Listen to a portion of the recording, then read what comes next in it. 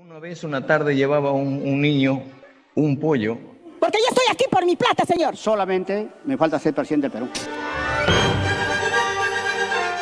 Buenos días, este es un nuevo programa de Alto en Política, espacio para consumir política, para hablar de política, reflexionar de política y además también para hacer pensar y repensar la política peruana de todos los ámbitos, de todos los aspectos y también de todas las tendencias, siendo un espacio totalmente abierto, ¿no? Y democrático, que es lo principal que queremos en este país. Hoy día tenemos la presencia de Marisol Perestello. Ella ha sido elegida congresista en el año 2011 hasta el 2016 y en el 2016 asumió el cargo de ministra de Justicia y Derechos Humanos. Además, en el 2024, ya este año, ha formado un movimiento, un partido político con Flor Pablo llamado Lo Justo. Y tras la difícil inscripción del proceso del partido, se integraron al bloque Primero la Gente. Y actualmente entiendo que estás ya liderando un proceso de organización de Primero la Gente en provincias. Cuéntanos un poco, bienvenida Marisol, y cuéntanos un poco cómo estás. Bueno, muchas gracias a ambos. Para mí es un placer estar en Alto en Política. Yo vivo además siempre así, entonces me gusta compartir este espacio con ustedes. Sí, bueno, yo milito muchos años en un partido político, dejo ese partido político porque creo que algo ha pasado en nuestras democracias que no hemos sabido leer, que no hemos sido capaces de atender los grandes problemas del país que tienen que ver con desigualdad y con discriminación. Y por supuesto eso se ve en las brechas que existen en los ricos riquísimos y en los pobres pobrísimos y en la incapacidad de vernos como un todo, ¿no? Uno ve el país en función de su propia realidad y su propia circunstancia y no es el mismo país para todos, ni tiene las mismas oportunidades, ni se sufre igual. Y yo creo que esa falta de comprensión de lo diverso de nuestro país ha hecho que existe una crisis de representación espantosa que, sumada a la incapacidad de resolver esos problemas y a la corrupción, ha generado un desencanto en la política y por lo tanto en los políticos. Y en eso hay una responsabilidad en primera persona de todos los que hemos hecho política, pero creo que hay que repensarlos. Y no han querido repensarse los partidos tradicionales. Entonces yo me fui, pues no, porque dije yo esto ya no quiero, gracias. Yo trabajo mucho campo, siempre he trabajado campo. Los temas que a mí me llevan a hacer política son temas profundamente sociales que además se desarrollan generalmente en la periferia. O sea, tienen que ver con trata de personas, desaparecidos, cárceles. Entonces, aun cuando vivo y gozo y disfruto de todas las bondades de un sistema económico que ha generado riqueza en el país, también sufro todo el dolor en otras personas, pero con las que yo trabajo y a las que quiero, que sufren los defectos, los desaciertos y las injusticias de ese sistema, que en realidad es culpa del que se roba la plata y no hace su chamba, ¿no? Entonces, salgo de este partido, comienzo a buscar un espacio. En el interín se ve la evidencia de la desastrosa gestión que estaba haciendo el presidente Castillo. Este Congreso comienza a pactar y a hacer acuerdos con la presidente que entra por sucesión presidencial, pero que pretende pues quedarse hasta el 26. Comienzan a cambiar la legislación y decidimos hacer un esfuerzo partidario con otras personas con las que yo me había encontrado en mi vida política que respetaba. Coincidíamos en algunos temas ideológicos, pero sobre todo coincidíamos en que estábamos enfrentando un enemigo que no tenía que ver con derechas o izquierdas, sino con narcotráfico y criminalidad organizada infiltrada en el poder. Y formamos Lo Justo. Y Lo Justo en realidad se mantiene, existirá siempre. Hay una asociación en la que vamos a empezar a trabajar cuando pase todo este proceso electoral, que tiene que ver con justicia, con igualdad de oportunidades. Creemos en la libertad toda, económica, pero también social y democrática, respetando los valores que cada quien tiene derecho a conservar en su vida y trasladando esto a la acción política, pero también entendiendo que las cosas han cambiado y que hay que garantizar derechos. Y justicia, que es esto de que ese crecimiento económico nos dé todos por lo menos un piso base del que partamos y a partir de ahí capacidades y trabajo. Y nuevamente este Congreso que quiere ganar por walkover y sacar de juego a todos los partidos, a los movimientos regionales, en fin, esos son los síntomas, ¿no? Pero que quiere ganar o ganar y legisla a su favor, vuelve a cambiar las reglas y decimos esto no es responsable, hay que sumarnos a algún partido que ya tenga inscripción, que piense como nosotros, que nos dé la tranquilidad de que vamos a poder generar un sistema democrático interno, y hemos terminado en un partido en el que estamos muy cómodos, integrados, se llama Primero la Gente, pone primero a la gente y a partir de eso se diseña la política pública. Y la verdad es que nos hemos puesto de acuerdo en esto de libertad y justicia, que para nosotros era el no negociable, en meritocracia, en democracia interna. Y ahora estamos integrados. Yo voy a viajar a Ancash mañana, vengo de Cajamarca. Hemos estado, también visitando a peruanos en el extranjero, en Chile recientemente, en Roma. Y ya hemos empezado los viajes. Voy a ir ya para la primera semana de octubre. Empezamos a viajar a Cutervo, a Chota, a Bambamarca, a San Ignacio, a Jaén. Es un partido totalmente grande. Entonces, en este es un partido que tiene vocación nacional, pero no vocación nacional sacando el juego a los demás, sino caminando territorio, ¿no? Soy Omar Chávez, también acá conduciendo el programa Alto en Política. Me han gustado varias cosas de lo que has dicho. Quisiera empezar con lo que has mencionado, ¿no? Que los partidos, al no relacionarse con las personas, han hecho que tomen estas decisiones extremistas. ¿Crees que Castillo ha sido una consecuencia de los partidos al dar a la espalda a las necesidades de las personas? Nunca mejor dicho, Omar. Y no lo digo yo, digamos, porque eso podría tener un sesgo político. Lo dice el Latinobarómetro del 2021. Si tú revisas el Latinobarómetro del 2021, que se publicó en junio, antes que Castillo siquiera juramentara, pero ya había sido elegido, lo que dice el Latinobarómetro es: hay un desencanto en la política fruto de la suma de incapacidad para gobernar y resolver los problemas de desigualdad y discriminación, y falta de representación, una crisis de representación, porque el Perú no se mira el ombligo, no los peruanos, los políticos sobre todo se miran el ombligo. Entonces, si estás en Lima y en Miraflores, eso es el Perú. Eso no es el Perú, pues. Ojalá fuera el Perú. Eso no es el Perú. Entonces se olvidan de la selva, ¿no? Los incendios, no le interesan a nadie porque son en Amazonas. Oye, un momentito, eso también es el Perú. Puno también es el Perú. Ayacucho, Tacna, mi tierra.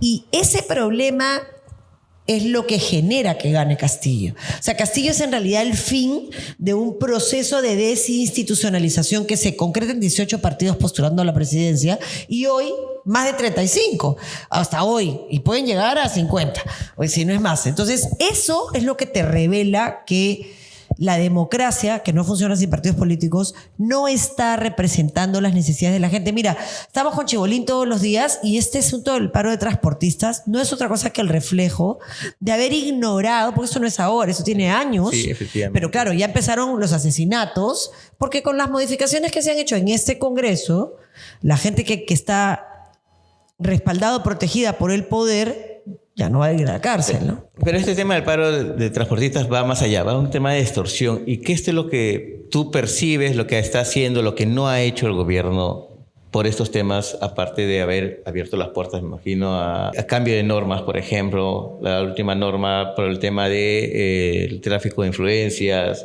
el tema de los allanamientos, todas estas acciones que está generando el gobierno, que están bajándose muchas normas en términos de seguridad ciudadana, etcétera, ¿no? ¿Qué es lo que estás viendo tú?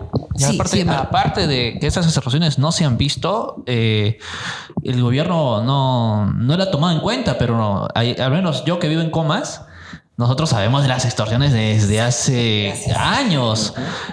Varios de mis amigos que tienen emprendimientos sufren estas extorsiones todos los días, van a la policía y los extorsionistas saben que lo han denunciado. O sea, también tienen ahí metidos en la policía, no sabes en quién confiar. Entonces, ahorita no vemos una acción del gobierno. ¿Cuál es tu opinión respecto a eso? Creo que Omar lo ha señalado, y te agradezco, Omar, porque validas una información que yo leí hoy día que quería corroborar. Hoy salió publicada una nota de parte del dirigente de transportes de la Asociación Integrada de Transportistas, que agrupa estas 33 empresas que han parado. Y él decía que esto tiene más de 6 años. O sea, lo primero que hay que ver es qué pasó hace 6 años. ¿Cuándo empieza el fenómeno de las extorsiones?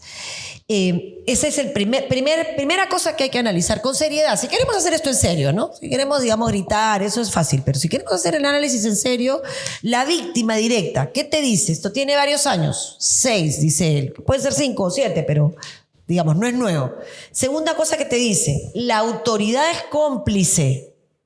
O sea, si no me coimea el señor, el de fiscalización de la municipalidad, para poder vender mi huevito de codorniz, mi choclito con queso, mi juguito de naranja, mi emoliente, yo denuncio y el policía le informa a alguien, porque ese alguien inmediatamente me dice, sapo, eres sapo, ¿no? Entonces, eso también lo dice el señor. Él dice, esto tiene más de 6 años, la autoridad es cómplice, la autoridad policial y la autoridad local. Obviamente esto no es generalizar. Mi respeto a la policía, pero la policía tiene que saber, igual que los políticos tenemos que saber que se nos han metido delincuentes, pues hay que sacarlos. No hay que ofenderse, hay que sacarlos. Y lo otro que te dice es, sin embargo, el nivel de violencia que ha terminado con 4 muertos en la última semana ha hecho que digamos, hasta aquí te aguanté. Porque a estos 6 años se ha sumado la incapacidad absoluta de este gobierno que ha generado que lo que antes era tu sol, pues, ¿no? Tu sol, tus 2 soles, tus 10 soles, tus 20 soles. Ahora es tarifa y amenaza de muerte, ¿no? Y no solo eso, solo que no saben a quién pagarle. Por ejemplo, hay un grupo de mototaxistas un dirigente de mototaxistas que lo han asesinado porque no pagó a 2 extorsionadores. Tenían 2 personas que lo extorsionaban y no le pagó a uno y decía, ¿por qué le pagas a él y no me pagas a mí? Balazo. Y a pesar de eso, justamente el general Arriola mencionaba de que después de El Salvador, Perú es el país pero qué bueno saber más que estamos seguro, ¿no? el segundo país más seguro. ¿Qué contradicción tenemos en ese sentido, no? Y ahora tenemos 33 buses parados, 33 líneas de buses parados. Y el gobierno responde. ¿Y cómo enfrentar eso? Y el gobierno, su respuesta del gobierno es: hagan teletrabajo, ¿no? Sí. No se movilicen. Pero además, Alexander, es una respuesta tardía. Mira, vamos a seguir la lógica para terminar la respuesta anterior. ¿Qué pasó en los últimos años? Ha habido un desgobierno, ciertamente. O sea, los últimos 6 años han habido ¿cuántos presidentes? Uchigi, Merino, Vizcarra, Sagasti, Castillo, Dina Boluarte. O sea, te estoy hablando del 2018 hasta ahora, ¿no? O sea, esos 6 años. 19, 20, 21, 22, 23, 25. O sea, claro, 6 presidentes en 6 años y vamos a ver cuántos ministros del Interior significa desgobierno, falta autoridad. Eso hay que decirlo con claridad. Ahí. A eso súmale una migración absolutamente desordenada que se intentó ordenar y no se ordenó, diciendo, oye, a ver, si entran por razones humanitarias, yo lo comprendo, hay que acogerlos, pero ¿quiénes son? ¿Tienen antecedentes? ¿No tienen antecedentes? O sea, tenemos una frontera porosa, no hay manera de impedir que el ingreso, pero regúlalo, pues. Y a la primera te mando a tu casa. No, que no lo quieren recibir. Pues te mando a tu casa y te dejo en la frontera. Pero lo que no puedo es quedarme... Primero, generalizar, porque siempre es injusto. Sí. Y segundo, no ser consciente que hay un cambio en la actividad criminal que tiene que tener detonantes. Y que tiene que generar normas más agresivas para poder defender al país. Absolutamente. Normas más que agresivas, firmes, que se apliquen y que no vengan estos congresistas después, cuando ya les cayó la norma por tráfico de influencias, a derogarla para beneficiarse con el poder que tienen, que es la mayor muestra de tráfico de influencias que hay, digamos, ¿no? ¿Crees que podemos explicar un poco la norma para la gente que no entiende mucho? Trataré, pero es bien complicado, pero vamos a hacer el esfuerzo en manzanas. Y lo digo así porque yo también he necesitado que penalistas expertos me lo aclaren, ¿no? Mi especialidad es Derechos Humanos y esto es bien de detalle fino, ¿ya? El típico delito que comete una autoridad, alguien que tiene poder, es tráfico de influencias, ¿no? Alcalde, policía, congresista, el director de fiscalización. Llama por teléfono pidiendo el favor a un amigo. Sí, o el hermano o el hijo del amigo le dice, oye, mi choche es mi pata, suéltalo. Ya. Ese tráfico de influencias tiene una sanción de hasta 6 años, la máxima. Las penas en el Perú se aplican en 3 pedacitos, ¿ya? Lo que tiene atenuantes es el tercio más bajo, la parte media, o sea, 2 años para el que... No se dio cuenta. No sé, el tonto. 2 años para el tipo penal normal y 2 años para el agravante, ¿ya? Entonces, ¿qué cosa se hizo hace muchos años, en el año 2012? Se dijo, oye, para perseguir el crimen organizado necesitamos leyes más drásticas. Pero no leyes que aumenten la pena. No. Leyes que hagan que eso se cumpla. Que el que comete el delito vaya a la cárcel. Entonces se dio la primera ley de crimen organizado. Yo era presidente de la Comisión de Justicia en esa época. Y esa ley que decía, estos crímenes que son los más graves, hay que investigarlos y darle a las unidades especiales todas las capacidades, ¿no? ¿Cómo se persigue el crimen en el mundo? Pues no es que nos lo inventamos, estaba ya en Palermo. De eso no se pudo incluir minería ilegal porque hicieron su lobby. En el año 2016, cuando yo era ministra de Justicia, sale la norma que aumenta el tiempo de investigación, porque esto no es fácil de investigar, a 36 meses, en fin, amplía un montón los plazos y claro, eso seguramente cometerá arbitrariedad con alguna persona y el Estado tendrá que repararlo, pero en general ha logrado que se avance en la investigación contra el crimen organizado, que tiene una particularidad y es que es celular, es como una gran empresa. Ya, el que compra el narcotraficante que después lava la plata comprando oro, el que tiene una fachada que vende ese oro y la mete en el mercado internacional, el cuello blanco, el que mata al sapo que opina en el medio, que recibe una orden. ¿Y qué ha sucedido, efectivamente? Entonces, toda esa gente que ha ido comenzado a capturar, a meter presa, por ahí tenía sus amiguitos, ponen los cuellos blancos del puerto, el alcalde no sé qué, bueno, también agarrabas al alcalde. Ya. Un gran esfuerzo del sistema de justicia. Este Congreso, estos, con algunas excepciones, han aprobado una norma para sacar el tráfico de influencias.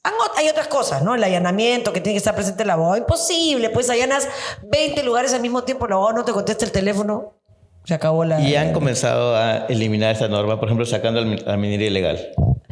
Mira, lo que quieren acá es, lamentablemente, y lo digo con dolor, generar un manto de impunidad entre el 2016 y todo el tiempo que esa norma dure, porque esa norma la van a derogar de todas maneras, la presión internacional de la OCDE, nuestra calificación crediticia o sea, todo lo que consolida un Estado serio con seguridad jurídica se va a comenzar a caer. Entonces van a derogarla. ¿Y qué va a pasar al medio? Porque acuérdense que la ley penal, igual que la laboral, se aplica de manera retroactiva, no a partir del día siguiente, sino para atrás, si beneficia al preso o al investigado. Entonces, ¿qué va a pasar? Exactamente. Todos los cuellos blancos salen por la puerta grande gracias a este Congreso. Entonces, ¿qué está pasando? El sistema de justicia, con mucho valor, ha hecho una interpretación bien extensa diciendo esto es inconstitucional. Porque yo tengo compromisos internacionales para perseguir el crimen organizado. Tengo deberes con mi pueblo para perseguir el crimen organizado. Lo que tú has hecho va contra toda mi capacidad de perseguir el crimen. No lo voy a aplicar. Mira, eso es lo que ha dicho el Poder Judicial. Valentía, el sistema de justicia en general, Fiscalía y Poder Judicial, con valentía, porque esa ley en su artículo 5 decía que el administrador de justicia que no aplicara la norma tenía responsabilidad administrativa. Mira estos desgraciados, tramposos. Entonces hay mucho valor en los fiscales y en los jueces que están diciendo no la aplico, pero eso va a terminar en el TC. Y 7 personas van a tener en sus manos decir si eso no es constitucional. Y si dicen que es constitucional, todos los que están siendo investigados y que ya tienen sentencia van a tener que ser liberados. Eso es inmoral, hay que explicarlo.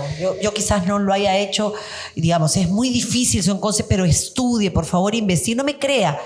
Vaya y busque investigación. Habrá que hacer un trabajo exhaustivo para poder explicarle a la gente todas las veces que sea necesario, proceso. Porque hay que decirle al tribunal, te estoy mirando. Y encima, ahora el Congreso quiere bajar el número de votos. Antes necesitabas una votación calificada en el TC. Ahora quieren bajar. ¿Sabes por qué? Porque seguramente ya saben que no tienen los votos. Porque hay gente con la que yo puedo discrepar en el TC, pero que es decente.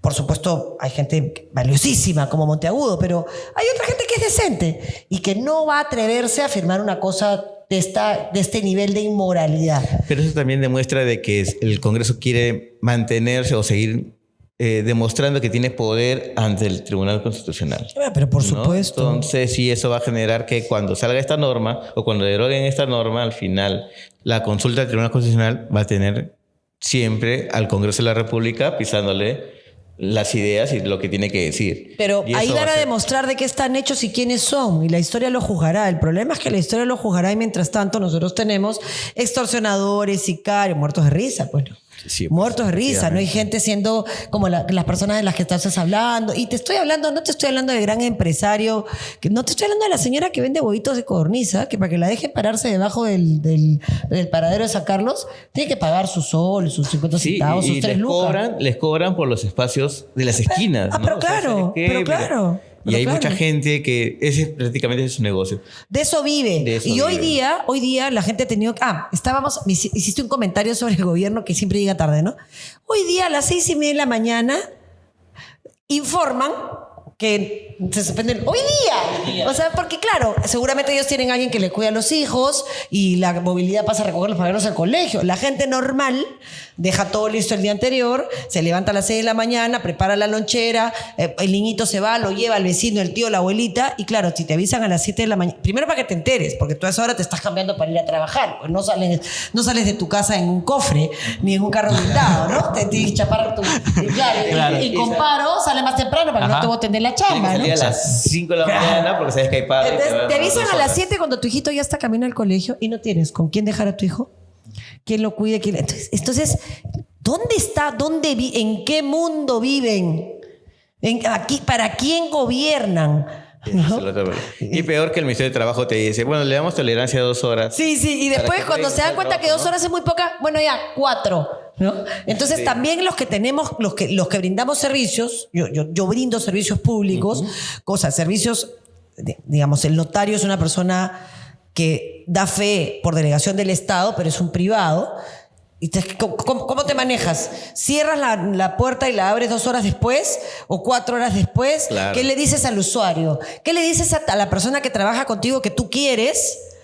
Quédate en tu casa, ven, o sea, ¿puedo cerrar? No te das cuenta que no. Y después dicen, no, el ejército, la policía van a poner transporte público. ¿Por qué no lo pusieron anoche? Y desde- Porque no tomaron en serio la implicancia de la paralización de 33 empresas que no tienen 33 buses. Es que ellos no se movilizan, pues, en transporte público. École. Ellos van en su carro. No tienen idea de lo que es el transporte público. ¿Y cuál es la propuesta de primero la gente sobre este tema del nivel de delincuencia que existe en la Bueno, nosotros estamos haciendo, estoy hablando de propuestas a título personal. Yo trabajo hace muchos años el tema de seguridad, soy miembro de la Comisión de Seguridad Ciudadana de la Cámara de Comercio de Lima, trabajo el tema además desde la cárcel en la Comisión Episcopal de Acción Social y nosotros vamos a tener varias mesas ahora. En el partido está, por ejemplo, el general Cárdenas, que ¿Cómo fue... partido lo van a hacer? Como Mesa de partido, trabajo como como partido, partido, que fue ¿ya? jefe de la DINI hace muchos años, pero que tiene una expertise. Tenemos varios policías decentísimos. Uno de ellos es el coronel Luis Guevara, que está en Cutervo, que renunció a la policía porque denunció plagio en la venta de los exámenes de policía. Esa gente íntegra, ¿no? Y ellos vamos a trabajar con ellos este tema de una propuesta concreta, pero ya concreta, aterrizada, más allá de las que ya hemos discutido mucho, por ejemplo, el tema de volver a las leyes de persecución del crimen organizado que se recogieron en la ley contra el crimen organizado, armar grupos de trabajo con la Fiscalía, con el Poder Judicial, con la Defensa Pública, para saber cuáles son las normas que impiden que ellos puedan continuar con las investigaciones que han empezado, porque hay que trabajar con sinergia. Si no trabajas dando facilidades, hay que sancionar a la policía que usa su poder con mucha dureza para extorsionar o permitir la extorsión y el sicariato, o sea, que también es tráfico de influencias, pero hay que elevar el rango. Y hay que ser sobre todo firme. O sea, tú vas a una decisión y vas ahí. Y hay que trabajar, y esa es la principal propuesta que yo la repito siempre, con CONASEC. Porque Con si tú no Consejo haces Nacional de Seguridad institucionalidad en el Perú, te pasa que 6 presidentes y un montón de ministros del Interior no tienen norte. La gente tiene que saber que no importa si cambias al presidente, no importa si cambias al ministro, estamos yendo para allá. ¿Y qué significa vamos para allá? Vamos a sancionar a todos, sin importar qué puesto ocupe. Para las personas que quizás no sepan qué es CONACET, es el Consejo Nacional de Seguridad Ciudadana. Sí, exactamente, Es decir, que tiene... niveles de regionales y niveles locales. Y nacional. Y se nacional. supone que las cabezas de las organizaciones deben estar representados en CONASEC. CONASEC es el encargado de trabajar un Plan Nacional de Seguridad Ciudadana que se escribe desde abajo. No es lo mismo el abigeato en la sierra de nuestro país que la extorsión en Comas. Son igual de importantes y necesitan ser priorizados. Entonces tú tienes que trabajar en el nivel de base, gobierno local, es más, centro poblado. Hace tu plan de seguridad, identifica sus riesgos y lo eleva. Y esto no tiene por qué tomar años, ¿eh?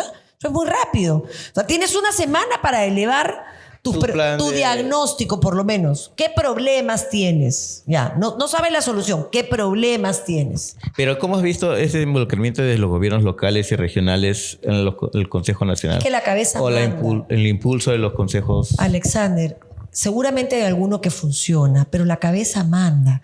Acuérdate que ¿qué cosa puede hacer, por ejemplo, mi pueblo y la valla, si no tiene al regional? ¿Qué cosa puede hacer si no tiene las armas, si no tiene la policía? Por eso es integrado. Ya, trabajo con el comisario. Hay algunas municipalidades que trabajan muy bien. Por ejemplo, en Cajamarca, la presencia de las rondas campesinas es fundamental. Forman parte también del Es consejo. fundamental, porque ahí el clima de seguridad es mucho mayor en algunas zonas. Claro, a veces algunas rondas exceden el uso de la fuerza. Eso también hay que monitorearlo con la justicia, o sea, con justicia intercultural, ¿no? Porque tampoco puedes aceptar tortura, ¿no? Claro, efectivamente. Pero hay todo está por hacer. Entonces, si tú me pides una respuesta, si me dices, ya Marisol, ¿pero en qué consiste? Si tú tuvieras que decir en una palabra, ¿qué va a hacer primero la gente? Fortalecer el Consejo Nacional. Exacto. Primero, fortalecer, no. Que funcione, porque si se fortalece algo que funciona más o menos, no, hacer que funcione, o sea, hacer que funcione y que rinda cuentas y que sea público y que tú puedas ver en una app cuándo nos hemos reunido, qué cosas se han aprobado, cómo se va a avanzar, cuándo se va a llegar a Comas, cuándo se va a llegar a... Porque la gente no sabe y al no saber... La tentación es hacer justicia en mano Pero propia. dentro de CONASEC también se encuentran los gobiernos locales que han exigido a través de sus serenajos tener armas de primer... Pero ahí se dio la pregunta, ¿no? O sea, ¿cuál es la solución? ¿Poner mano dura, ir a combatir con pistolas o con metralletas a los crímenes organizados o hacer respetar las normas, ¿no? ¿Cuál es la solución? Es ley firme y mano dura. Pero la mano dura no es una mano con una pistola que dispara todas las balas del mundo, como pasó en Puno y en Ayacucho. Eso no es mano dura, eso es delito. Eso no es mano. Mano dura significa que la ley es dura, pero es la ley. Y que si tú aplicas una ley como la ley de crimen organizado y hay una persona que está detenida 36 meses de manera injusta, que las hay, lo reparas como Estado. O sea, primero le pides disculpas, lo reivindicas socialmente, le pagas todo lo que ha dejado de percibir esos 36 meses por un error judicial, lo reparas adicionalmente por eso. Y bueno, es una persona por 1000 que fueron detenidas correctamente y procuras que sancionas al que se equivocó. Pero lo que no puedes hacer es decir, porque hay un error judicial o un abuso de la prisión preventiva, no, que se queden en la calle haciendo más plata, matando más gente, coimeando más, ¿no? Hay otra forma que no sea bajando el nivel de garantías de investigar crimen organizado. No hay. No hay. No hay. Entonces, los derechos humanos son para unos y no para todos. No son para todos, pero derecho y deber. Derecho y deber. Si no, no funciona, ¿no? Y el tema aquí pasa también por el tema de los allanamientos, ¿no? ¿Cómo has visto este tema de que los abogados tengan que ser parte del allanamiento? Pero es más de lo mismo, es la misma ley. La misma ley. Pero y me parece tan grave, pero tan grave, que se genere esta ventana de impunidad 2016-2024, que yo creo que es ahí a donde tenemos que poner el ojo. El tema de los allanamientos es un escándalo, es una barbaridad, porque no se allana un inmueble, se allanan 20 inmuebles. Yo sí creo que hay que notificar al abogado, pero bueno, si no viene su problema. ¿Y cómo se puede reemplazar el miedo de que por lo menos se siembre coca, por decirte algo? Todos con cámara, pues, ya está, todo se filma. Y eso Pero todo se filma. Exactamente. Y el tema de que el abogado al final no quiera contestar la llamada mientras está haciendo el allanamiento. Pero ya se ha visto, Alexander. Mira, una de las modificaciones que hicimos en estos cambios legislativos tan duros, en estas mesas que te digo que es el método de trabajo. Tú me preguntaste qué se haría como método, no como objetivo final. Como objetivo final, ley que se cumpla para todos y mano dura, que no te tiemble la mano cuando tengas que hacer que esa ley se cumpla. Ese es, digamos, el objetivo final. Obviamente para darle paz y tranquilidad a la gente, ¿no? Una vida normal. Pero el método no es que tú te creas, tú te dediques a violar la ley. No. Esto es, trabaja con los operadores de justicia. Premio y sanción. Nosotros usábamos mano abierta y mano cerrada. Con esta te premio y como creas que esto es debilidad, con esta te mando a Chayapalca. Es agua Cochamarca. Entonces... Es que tiene que ser así. Tiene que ser así porque si no, no funciona. Pero, ¿qué cosa es lo que no se puede dejar de hacer? No puedes dejar de escuchar al fiscal. ¿Qué problemas tiene? Y en estas nosotros hicimos así todas las leyes. Todas las leyes las hicimos con los fiscales, con la policía, con los jueces, con la defensa pública, con los abogados defensores, con los expertos con internacionales. Los de todo el proceso. Los que saben dónde están las trampas. Y el fiscal te decía, ahora son los allanamientos. Antes eran los juzgados, los juicios se quebraban porque el abogado defensor no llegaba. Entonces, ¿qué hicimos? Dijimos, bueno, si el abogado defensor no llega, te pongo uno de oficio. ¿Qué es lo que debería de hacerse? Por eso es que Chibolín, en este problema que ha tenido, que su abogado se fue, porque claro, no puedes dejar indefensa a la persona, pero tampoco tienes que permitir que te tomen el pelo, haciendo que el abogado no vaya. Lo mismo con los allanamientos. Entras, allanas, comunicas, te espero 10 minutos, 15 minutos. 15 minutos, no porque el término de la distancia, porque yo vivo en Santa María. Qué pena, pues, señor. Manda a alguien de tu estudio, ¿no? 15 minutos. Y además estoy en 20 lugares al mismo tiempo. Te lo voy a poner en línea, por Zoom. Voy a hacer el allanamiento por Zoom para que tú lo veas desde tu casa. Que lo transmitas. O sea, cuando quieres. ¿Qué cosa se hizo en la ley? Se dijo, si no es ese abogado, pues abogado de fe. Ya, los allanamientos se hacen con abogado de oficio. Se acabó. Ahora, no hay suficientes. Pero digamos, siempre hay fórmulas, pero este Congreso no quiere investigar, este Congreso quiere blindar, que no es lo mismo. ¿Y se puede juzgar una vez que se termine su mandato de estos congresistas por tráfico de influencia, por estar beneficiando a la minería ilegal? Sí, por supuesto que sí. Por estar beneficiando al crimen organizado y al tráfico de influencias. Por supuesto que sí, se les puede acusar constitucionalmente. Mi única recomendación es que la acusación sea cuando termine su periodo, porque ahorita es el crimen perfecto.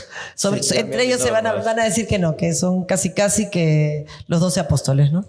Y obviamente tú estás mirando también que, ya mirando más el tema más político, el tema último. Existen coimas y hace poco también se habló del tema del aumento de patrimonio del fiscal. ¿Se me escucha así? Ya. Sí, del Domingo Pérez, el aumento de patrimonio de Domingo Pérez, que también, no es un escándalo fuerte como lo habían anunciado en televisión, ¿no? Pero ¿cuál es tu opinión al respecto? La misma que para todo el mundo. Pues la ley, a ver, ¿qué hemos dicho? Mano dura y ley. La ley es para todos. Si hay un desbalance patrimonial, se investiga y él no se tiene por qué molestar. Y él y cualquiera que ejerza función pública tiene que saber que está sujeto a mayor escrutinio público. Entonces, sométete a una investigación y confía en la justicia, ¿no? Lamentablemente, muy pocos se someten a la justicia, ¿no? Bueno, ahí está el problema. Y por otro lado tenemos al gobierno buscando tapar o escondiendo, no se sabe. A Cerrón. A Cerrón. Sí, claro. ¿No? Cuando dijiste buscando tapar, yo dije Cerrón, de todas maneras. ¿Lo atraparán o no lo atraparán? Mira, de todas maneras, señor Cerrón, lo van a atrapar. Escóndase usted, córrase usted, pero traidores como usted hay un montón. Y entonces ahora que se está aumentando el monto del rescate, esa señora que le lleva la comida lo va a echar. Que inclusive mencionan de que ahora hay empresas privadas que están buscando financiar la captura de Cerrón. Ya no es del gobierno, ¿no? Lo que es una barbaridad, pues, ¿no? Porque tú tienes un Estado que debe hacer su trabajo. Entonces, que no me vengan a contar cuentos que no pueden capturar un delincuente. Pues. No, o sea, eso ya que me parece... publica todos los días. O sea, me parece una barbaridad. Y además publica barbaridad y media, ¿no? O sea, siempre se burla de todo el mundo y me parece un error que no se dé la ruta de los cofres.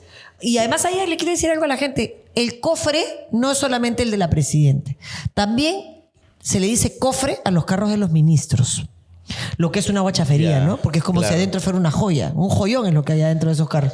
Pero hace poco también la presidencia de la República ha mencionado de que el cofre no tiene la obligación de dar la información. Es que un se le está error, exigiendo. pero es que para ella ella no tiene la obligación de hacer nada, pobre mujer. Y lo digo de verdad con lástima por el Instituto Presidencial. Yo he procurado respetar la institución presidencial al máximo porque yo soy una persona institucionalista. Pero ya con la señora no puedo, porque ya su capacidad para perder el respeto a la gente, mentarle la madre a una persona que le dice corrupta, fuera de ignorar las investigaciones por el tema de las muertes en Puno y en Ayacucho, fuera de las joyas y el Waiki, fuera de todo eso, las lágrimas del periodista, o sea, ya lo que diga o no diga, yo lo único que estoy esperando es que se cumpla el plazo y se vaya a su casa. ¿Tú crees que llegue el 2026? Mira, en el Perú puede pasar cualquier cosa. Pero ¿cuál es tu opinión? Yo O sea, quisiera puede que pasar si cualquier tuviera cosa. 2 gramos de dignidad renunciaría. Pero esta no. señora no tiene. Claro, le invitamos a Dina Boluarte a que renuncie. Yo la invito desde el día que juró hasta el 26 que renuncie, porque ella no se da cuenta que ella era la vicepresidenta del presidente golpista, la ministra del vicepresidente golpista, la que lo acompañó en cada lugar en el que asusó a la población y todo el dolor y toda la pobreza y toda la miseria y toda la exclusión que caracteriza a nuestro país fueron asusados no con amor, no con esperanza, no con la ilusión de cambiar eso, sino peruanos contra peruanos. Esa señora que hoy día está ahí intentando eludir sus responsabilidades, cantaba justicia, horrible además, en los lugares Sí, donde sí. ahora está con el gato ronrón, pero antes Sí. era justicia. Entonces es una mujer que seguramente en algunos años dará risa, ocupará un par de líneas en la historia del Perú, pero que nos está haciendo un daño terrible porque está de rodillas. Pero está frente al de Congreso. rodillas frente a un Congreso que también debería, en este caso, dar un paso al costado. Ya, pero es que ese Congreso no va a renunciar, pues. Pero si ella renunciara, habilitaría unas elecciones generales. Ya. Hoy o sea, día. tú planteas de que si renuncia Dina, convoque elecciones generales y no solamente un cambio de presidente del Congreso a... Exacto, pero eso ya hoy día Ya no se va a no dar. tiene sentido, porque en abril se cierran el único sentido que tendría es que evitaríamos que nos sigan haciendo daño, ¿no? Que nos sigan dando normas de esta naturaleza, que sigan cambiando las reglas del juego electoral para su beneficio, sabe Dios qué cosas más harán, que sigan modificando la composición del Tribunal Constitucional para la aprobación de leyes, que Ya. sigan diciendo que el Congreso puede hacer lo que le da la gana y nadie lo puede investigar, que sigan socavando la institucionalidad del sistema de justicia, o sea, impedir que sigan cargándose el país es lo que podría significar hoy. Yo lo vengo diciendo desde el día que ella juramentó. Porque lamentablemente parte del sector empresarial que yo respeto, reconozco y al que hay que darle todas las garantías de seguridad jurídica, tiene miedo y no se da cuenta, Efectivamente. no se da cuenta que su miedo lo hemos terminado pagando todos los peruanos, ¿no? Bueno, al final tenemos ya, creo, un año ya con Dina. Más. ¿No? Más, un año y medio, Más. prácticamente, ¿no? Está desde 2020. diciembre del 22. 22, 2 años prácticamente. Vamos a llegar a 2 años. Una un cosa año y medio, horrible. ¿no? Claro. Y el próximo año ya deberían de convocar a elecciones En abril. generales en abril. Y esto genera de que los partidos políticos, justo lo hablamos hace poco también un programa de nosotros, se adelantan las elecciones, se adelantan las expectativas, se adelantan los candidatos. Todo el mundo quiere zafar cuerpo de que gobernó con Castillo, y ahí hablo específicamente de los partidos de izquierda, ¿no? Que han gobernado con Castillo en cierto momento y ahora se están reinventando o buscando espacios políticos para con quienes también conversar o generar alianzas o este proceso de integración. Ustedes como, y te lo voy a preguntar así, o tú cómo lo ves, porque de repente no como vocera del partido, tú como Marisol, ¿ves que primero la gente puede tener una fuerte relación, una relación para estas elecciones generales 2026 con Nuevo Perú? Yo creo que nadie que no le diga a Maduro dictador puede ser parte de una alianza democrática. O sea, para empezar. por ahí iba para esa es empezar. la segunda pregunta. Para pero- empezar. O sea, más allá, nadie, no hablo de no, pero nadie. O sea, si tú no eres capaz de decirle dictador a un dictador, ya demócrata no eres. Entonces, y eso para empezar. Y después no, nuestra idea como primero la gente es sumar a personas, sin importar si son de izquierda o de centro o de derecha, que tengan claridad en la necesidad y la importancia de las instituciones, del Estado de Derecho, de la democracia, de la igualdad entre hombres y mujeres, obviamente de las libertades económicas, porque creemos, y está puesto en el estatuto, en la libertad económica y en la seguridad jurídica, que no significa monopolios o oligopolios, y en la justicia. Siempre que hablamos de libertad, nosotros hablamos también de justicia y de igualdad, ¿no? Que es oportunidades, que es un estado de bienestar. Nosotros vamos a empezar con las mesas de... El 7 de octubre es una fecha que la gente no tiene mucho en la cabeza, pero se cierra el plazo para inscribirte en un partido para poder ser... regionales sí, y locales. Es muy importante porque es quien está más cerca de la gente, ¿no? Que es quien tiene que decir en Comas cuál es el problema, en Independencia. No es lo mismo que en San Isidro, ni lo mismo que en Miraflores, ni lo mismo que en Chumbivilcas. Entonces, si nosotros tenemos buenos liderazgos a nivel local, esos liderazgos a nivel local pueden hacer la primera foto de país en tema de seguridad en 10 días. En 10 días. Mira tú en segundos has descrito la realidad que tú vives en el cotidiano. Elevas eso a lo provincial, elevas eso a lo regional. O sea, en un mes tú podrías tener un diagnóstico del país con lugares de riesgo, con esquinas, para que tú puedas distribuir a tu policía. La gente dice militares a la calle. ¿De dónde salen los? Pero ¿acaso los militares están viendo Netflix? Algunos, seguramente. Pero esto con respeto, porque yo soy militar. Pero con mucho respeto. Los militares están poniendo su vida en el Braem, ¿ah? Sí. Entonces, los sacas de allá y los traes para acá. ¡Qué maravilla para los narcos! ¿Y de dónde vienen las armas que usa la criminalidad organizada? Desde esas zonas. Entonces, mucho cuidado con lo que pedimos. Porque no es que los militares estén en su casa o estén entrenando todo el día. Están en los lugares donde tienen zonas de frontera. Entonces, hay que ver dónde son los lugares que tenemos que cuidar. ¿Cuáles son los barrios de donde hay mayor incidencia criminal? No, las zonas de frontera. Tumbes, por ejemplo. Las zonas de frontera para que no se... Pero si no tienen la foto de país, como mis amiguitos viven todos en Surco, ya, yo voy a llevar a la... Acuérdate lo que hicieron, por favor, con los militares, que los pusieron en algunos distritos y lo que significó fue que el crimen se fue para el otro distrito. O sea, ¿qué sirvió, bebé? ¿Qué sirvió eso? O sea, ¿qué? Sí, pues, efectivamente. Entonces, ¿por qué? Porque no hay un plan, porque no hay una ruta, porque viene un inspirado, se le ocurre una tontería y nos fregamos.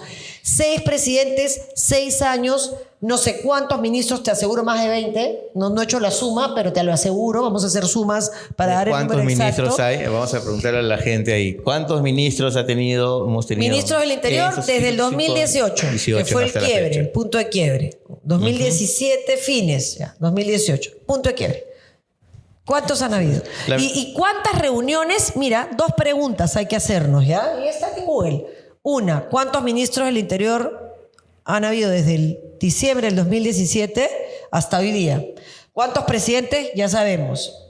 Y además, ¿cuántas reuniones de la Comisión Nacional de Seguridad Ciudadana? Habría que hacer la pregunta ahí.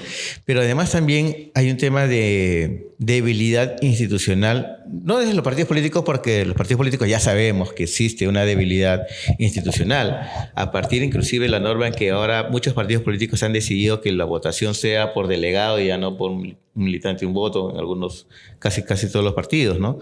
Pero también desde el lado de gobierno, esta débil institucionalidad de poder sacar a un presidente y poner a su vicepresidente, que sabemos que, mira, a PPK le pasó con Vizcarra, cuando Vizcarra guardó mutis desde Canadá en todo momento, y PPK, que hoy día inclusive tiene una presentación en el Poder Judicial, también lamentablemente hizo este giro de vicepresidente a presidente, sin agenda, sin tener decisiones propias, sin armar una estrategia, o continuar con el gobierno, ¿no? O continuar con la línea política del gobierno, ¿no?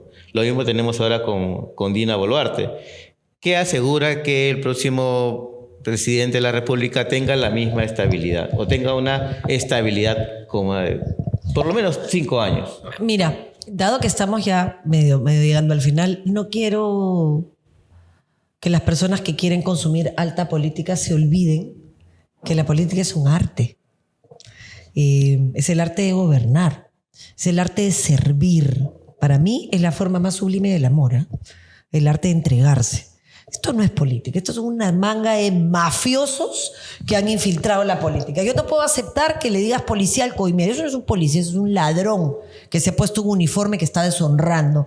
Lo mismo pasa. Es el militar que cobra una coima en el Braem, ese no es un militar, ese es un delincuente. Y el ciudadano, entonces hay que diferenciar, ¿no? Este es un delincuente. La política es mucho más. Yo sí tengo la expectativa de que las personas entendamos. ¿Cuál es la gran tragedia del Perú? No tiene destino. Cuando uno sale de su casa en las mañanas, sabe a dónde va. Esto es como el día que tú sales de tu casa y no sabes a dónde vas. Si no sabes a dónde vas, no llegas a ningún lado. O sea, claro. Vamos a Fiori. Ya, ¿para qué vas a Fiori? ¿A dónde te vas? Al norte. Pues si te vas al sur, estamos complicados.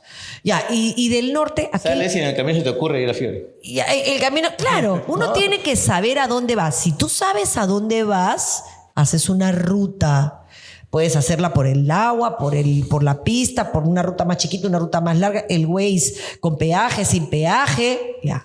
Y después dices, bueno, ¿en qué vehículo voy a ir? Ya voy a ir en mi moto, en mi scooter, en mi patín, caminando, en mi carro, en mi combi, en mi tren. Y al final es el chofer.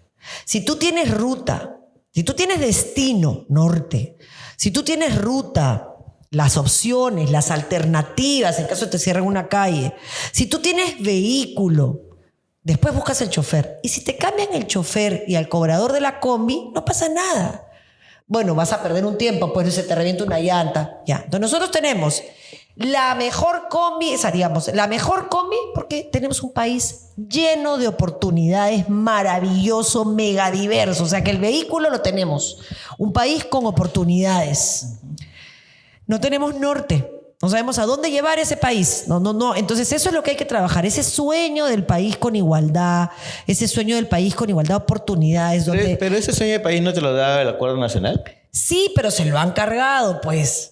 Además se volvió muy elaborado, ¿no? ¿Dónde resoñemos juntos el Perú? ¿Dónde queremos llegar? Porque los chicos se están yendo, porque no hay futuro. Te mato si te vas. Los chicos se están yendo porque no hay futuro, porque tú no sabes. O sea, si un chico normalmente termina su universidad, termina su colegio y empieza la universidad sin saber a dónde va, imagínate si su país tampoco sabe dónde va. El chico dice, mira, yo no sé dónde voy, pero aquí no voy a ningún lado. Entonces no hay que dejar que se vayan nuestros jóvenes. Hay que decirles, espéranos 2 años, danos una oportunidad. ¿Qué hay que buscar? Tenemos el mega vehículo, vamos a construir un sueño juntos. Si los políticos no son capaces de construir ese sueño, vamos a construirlo juntos, nosotros, decir, queremos esto. Los políticos básicos, mediocres, los llevas de las narices. Los de verdad son capaces de pintarte ese sueño.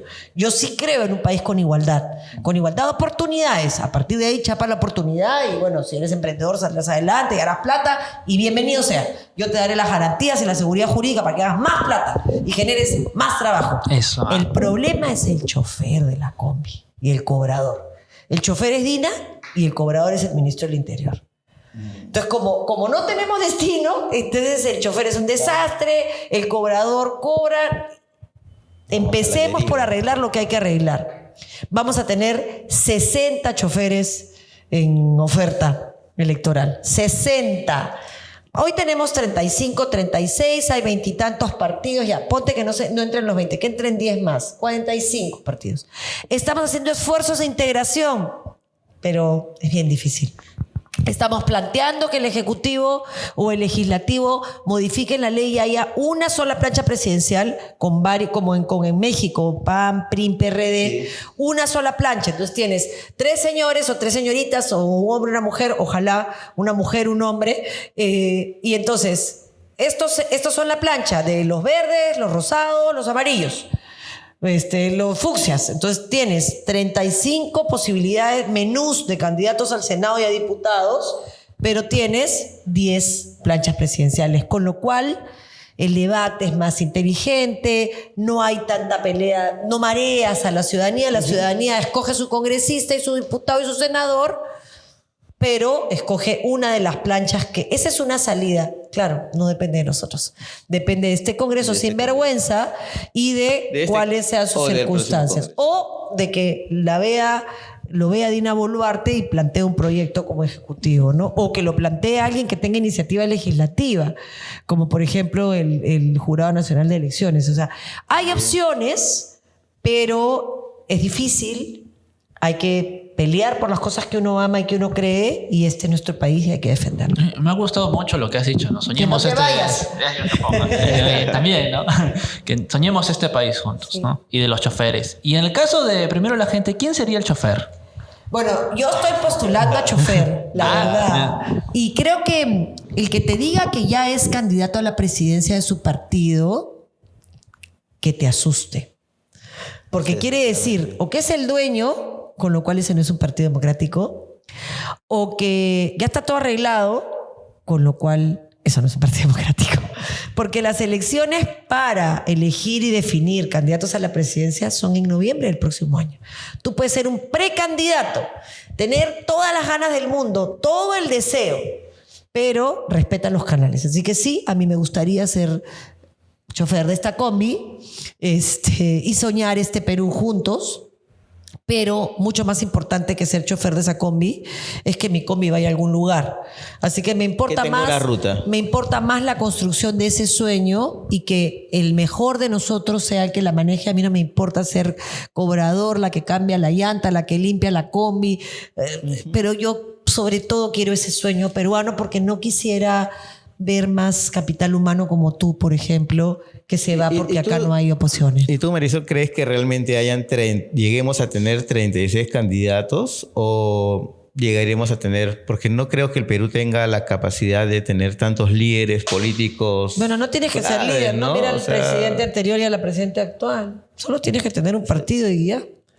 Que no 36 candidatos políticos en una... ¿O habrá alianzas? ¿Qué partidos irán en alianzas? Pero es que no hay alianzas? requisitos para ser candidato presidencial, ¿no? Entonces es bien difícil que tú llegues a administrar un país sin experiencia en legislar, sin experiencia de haber gestionado, sin entender cómo se maneja el presupuesto público, sin entender todos los procesos burocráticos, sin entender que hay cosas que tú puedes querer, pero hay cosas que puedes hacer y cosas que no, sin entender que tienes que tener alianzas estratégicas con todos, con el sector productivo, con el sector empresarial, con los trabajadores, y llegar a aprender.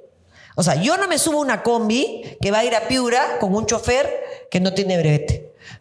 Por lo menos porque tenga brevete, ya, no tendrá experiencia, pero entonces yo sí creo que hay que primero ver cuáles son las opciones, quiénes son las personas que quieren legítimamente llevar al Perú a un lugar diferente, diferenciar al que quiere robar del que de verdad quiere hacer algo, ser capaz de renunciar, hablo en primera persona, si no soy parte del problema, ser capaz de buscar y hacer alianzas. No puedes ir a hacer una alianza diciendo vamos a jugar fútbol porque yo soy capitán, ¿ah? No sé, ¿qué te pasa? Y si al frente está Messi, siéntate en la banca, cholo. ¿Qué es lo mejor que, como bien dices tú, esperar hasta noviembre para recién ver o darte cuenta que estás yendo o apostando por un partido político democrático que haya hecho pues, sus elecciones internas y no tengas un candidato desde ahora que inclusive, por ejemplo, Añaño ya se bajó de su combi, ¿no? Porque ya dijo, ya no voy a ser candidato presidencial, ¿no? Y él era el fijo, o sea, candidato presidencial de ese partido, ¿no? Lo que pasa es que hay combis, mira, yo he usado combi para hablar de nuestro país, pero la copia está media desprestigiada. Vamos a cambiarle de nombre, ¿no? Yeah.